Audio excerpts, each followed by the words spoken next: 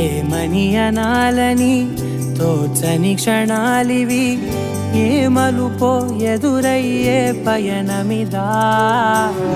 ఆమని నువ్వేనని నీ జత చేరాలని, ఏ తలపో మొదలయ్యే మౌనమిదా. ఏవో గురుతులు నన్నడిగే ప్రశ్నలకి నువ్వే బదులని రాగలనా నీ దరికి. విడిగా తడిగా విరబూసే కలకి చలియా నీ కాంతి నందించవా. అవుననవా